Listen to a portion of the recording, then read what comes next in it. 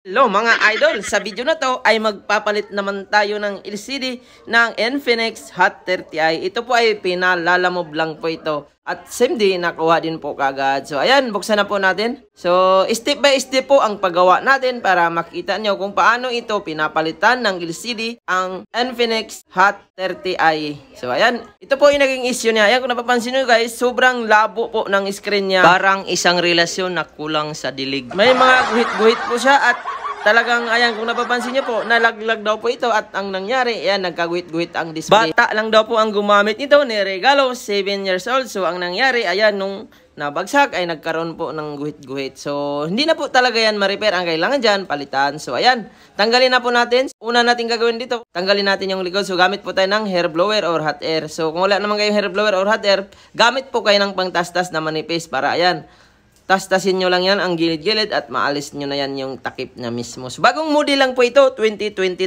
model. Kaya yung mga adhesive po niya sa mga gilid-gilid ay sobrang tigas. Kaya yan guys, tastasin na po natin. So, paikot po yan hanggang matanggal ang adhesive sa takip. So, parang ang ganda po ng tingnan ng model na to. Ayan, kung napapansin nyo po, sobrang ganda talaga, parang iPhone ang kanyang hitsura. Ayan, ito po yung pinaka-ingat-ingatan nyo, yung fingerprint flex. Kasi pag natastas din po yan, ay possible yan na maputol yan at hindi nagagana ang fingerprint. At kung napapansin nyo po, nag-moist po ang likod. Meron pong konting basa. Ayan, kung napapansin nyo po, pinunasan ko po siya. So, possible nito na baka siguro natapunan din ng tubig. So, ayan. Pangalawa, tanggalin po natin yan, yung SIM holder. At iangat po natin ang mga screw niya lahat. So, sobrang dami po ng screw nito. At bago tayo magpatuloy sa ating video, shoutout muna tayo dito. Ayan lahat. At sa lahat po ng ating viewers na nanonood, shoutout sa inyong lahat. So, ayan guys, angat po natin yun yan. So, igilid nyo lang po sa may lagay ng SIM. So, ayan, dyan po nyo iangat yung pinaka-kuko or gagamit po kayo ng mga kahit anong gagamitin. So, pwede metal o iiwasan nyo lang ang metal kaya nakakagasgas yan. So, meron namang plastic na pang tanggal talaga ng housing. So, ayan. Ingatan nyo rin po yung una pag-angat yung fingerprint flex kasi pwedeng maputol po yan. So, ayan. Iangat nyo po yan. Finger flex na nakakunik doon sa board at iangat na po natin yung back housing. So, ayan. Yan po yung back housing. At yung kanina naman una natin inangat ay takip po yun. So, ayan. Una nyo gagawin, remove battery, flex ng LCD at i-test po natin. So, ayan, connected po yan baba ang speaker, charging at mouthpiece. So, nakakonekta sa LCD. So, ayan, yan po yung LCD na in-order ko. So, dapat 3 days pa po ito makuha pero niras ko po ito para makuha agad dahil suki ko na po ang nagpapagawa nito. Marami na po siyang pinapaan. Priority customer. So, ayan, tinest muna natin bago natin i-install at grabe. Dito nyo po malalaman kung paano gawin kapag nag-test ka na hindi magta-touch. So, ayan, kung napapansin nyo po, in-on ko na po siya. Okay naman ang display. Di-display ng malinaw. Pero, kung napapansin nyo po, i-test po natin mamaya kung mag-touch ba. So, ayan. Nag-display na po siya. Nag-on na. So, ayan. At i-test natin yung touch. Ayaw talaga gumana. So, paano ba natin yan paganahin? So, may mga unit po talaga na kapag mga ganito na i-test natin sa labas ay hindi magta-touch. So, kailangan po nakakabit sa frame. So, ayan. Kahit anong gawin po natin, hindi talaga siya mag-touch. So, ang ginawa ko dito, iti-test po natin siya mamaya na nakakabit po sa frame. So, tips ko lang sa mga nag-DIY, kung nagpapalit po kayo ng LCD at huwag kayo matagot na hindi mag-touch. Ang gagawin nyo po para mag-touch talaga ay subukan nyo po alisin ang LCD at i-test doon sa nakalagay sa frame. So, ayan, inangat ko muna yung adhesive ng battery kasi kailangan talaga yan. Sobrang haba po niyan. So, ang gagawin nyo po ay hilain nyo lang yon. So, hindi kagaya ng iba niya, pag hinila mo ay napuputol. At ito naman, hindi siya napuputol. At ayan, meron pang adhesive sa kabila. So, dalawa ang dikit niya. So, original po yan na dikit. So, hindi na natin tanggalin yan. At ayan, iangat natin yung flex sa baba. At tanggalin po natin ang LCD para matry po natin kung magta-touch na ba siya na nakakabit sa frame. Kasi madalas may mga unit po talaga na kapag hindi po nakakabit sa frame ay hindi po siya magta-touch. So, ayan, sana mag-touch po mamaya. Dahil ang in-order ko po dito ay isa lang. Ayan, angat na po natin yan. So, matigas talaga yan. Pwede nyo gamitan ng thinner yan or fluid ang LCD kung wala kayong hot air para mas madali siya matanggal. So, ayan, ang ginamit ko naman dito, pantastas or hot air para pampalambot din ang dikit. So, ayan, kung wala po kayo, nag-DIY kayo, ay pwede nyo gamitan ng thinner, fluid. Budburan nyo ng gilid ay madali na yan maangat. At ayan, tinanggal ko muna yan para diretso yung ating gawa. Yung pinakatakip ng airpiece, huwag nyo po talagang kalimutan yan. Sa mga nagpapalit ng mga LCD, kay kalimitan talaga, luma, labo ang camera kapag tumatagal. So, ayan. Ito po yung original LCD niya. Wala naman siyang basag pero nagtataka tayo na lumalabo ang display dahil nadiinan po ang baba or nabagsak. Sa flex po ang may tama niyan. So ayan, diskarte po sa pagpalit ng LCD, kailangan madikit nyo ang ilalim ng flex. Kahit hindi nyo natanggalin yung plastic at ayan, ganyan po ang gagawin nyo. Iinatin nyo po ang LCD na naka-fix talaga doon sa pinaka-LCD frame para hindi po siya umangat ang baba at hindi po magkakaroon ng puti-puti. So ayan guys, sana nakakuha kayo ng idea. So, ayan, ikabit na po natin na itest natin na nakakabit ang LCD sa frame. So, ayan, tanggalin mo yung antena. So, Hot30i ang model nito para madali mo ma-fit yung flex sa ilalim. So, connected po yun sa charging, mouthpiece, speaker, at vibrate. So, ayan, tupin nyo rin ng konti ang flex kasi mahaba talaga ang mga flex ng Infinix or Tecno. Kaya, ang mangyari, minsan, nagulat ka lang, sobrang haba ng LCD niya. So, ayan, i-on na po natin at itest natin kung magta-touch siya na nakakabit sa frame. So, ayan guys. Huwag po kayong kukurap kung mag-touch po ito ay ibig sabihin may mga LCD talaga na minsan takot ka kasi nakailang LCD ka na hindi pa rin nag-touch. So marami pong nagtatanong sa atin. Ayan.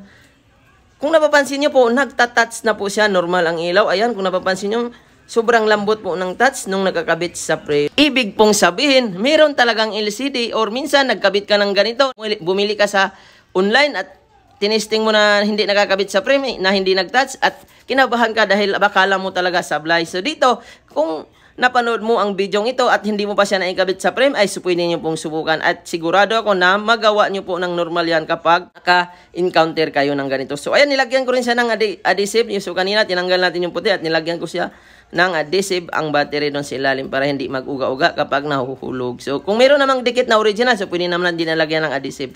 So, ayan, linisan muna natin. So, bagong model lang talaga ito guys. So, 2023 model lang po ito lumabas. Kaya, kung napapansin nyo po, matigas talaga ang pagbaklas. So, ayan, ibalik na natin yung likod, back housing.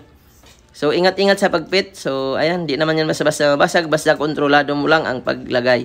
At itest natin din mamaya. Baka mamaya, meron namang nagkakabit nito. May display sa una. Nung ikinabit na ay nagguguhit-guhit na ang display dahil naipit po yan. Or minsan, nasubraan sa screw pag higpit. Meron namang iba, nilagyan ng mas mahabang screw. Kaya ang nangyari, tumago sa ilalim at nagkaroon po ng basag or itim.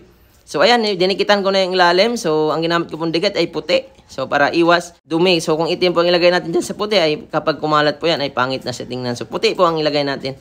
So, dalawang klase ang pangdikit mga idol sa mga hindi nakakaalam. So, ayan, tanggalin natin yung sticker. So, ayan, tinanggal ko muna. Kahit na supplier naman yan, kung matanggal yan, ay okay lang.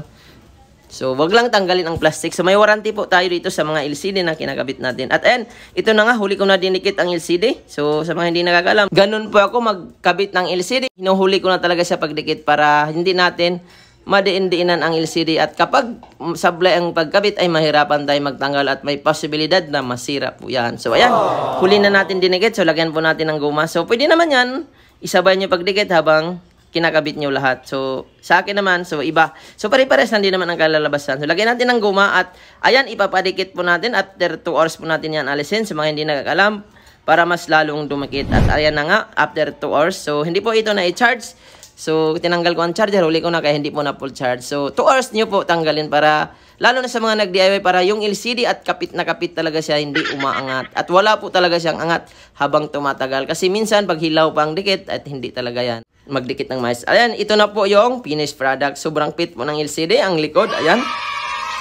At tingnan po natin yung display niya mamaya kung sobrang linaw pa rin ba kagaya kanina. So, ayan, inon ko na siya at wag po kayong kukurap. Ayun, mga idol, ititest po natin mamaya ang connected doon sa baba kasi kasama po yan. So, ayan, ganyan po mag-test. After nyo palitan, itest nyo yung ilaw kung natataasan or nabababaan. So, nakita nyo naman, pwede sa taasan, pwede babaan. So, ibig sabihin, okay po ang LCD. At ayan, i-test po natin sa screen. Kung magta-touch, normal. At ayan, wala pong problema ang screen. Sobrang lambot po ang touchscreen. At ayan, meron pa po itong plastic. Sa mga hindi nakakaalam, meron po tayong warranty. 3 days to 1 week po ang warranty natin. Hanggat nandyan ang plastic, meron po tayong warranty. Kasi, pag wala na po yung plastic at nagagasgas, ay hindi na po natin mabalik sa supplier kung mayroon mang problema. So, ayan, dahil pinalalamob lang ito, ay ginawa ko ito kagad at dinikit ko na siya. So, 2 hours ko naman siya tinanggal at sigurado ako hindi na ito magluluko. Ayan, tinisting ko yung camera. Sobrang linaw din ang camera at yung harap. Tinisting din natin. Ayan, okay naman, walang problema. So, yung mukha ko lang ay may problema. At ayan, tinest natin yung speaker kasi connected po yan sa baba. Vibrate, ayan. Meron naman siyang tunog, okay naman, walang problema. Ayan, kung napapansin nyo po, tumutunog. So, connected po sa LCD ang screen na pinalit natin. Kasi minsan, pag nagpapalit tayo ng screen, magulat tayo, walang tunog dahil connected po yon sa LCD sa baba. So, ayan, sinubukan natin i-charge na okay naman. So, nakita nyo naman, okay na po lahat. At sana nakakuha kayo ng idea sa paggawa ng ganitong problema. At sana suportaan nyo po ang aking channel. Huwag nyo pong kalimutan mag-like, mag-share at mag-subscribe.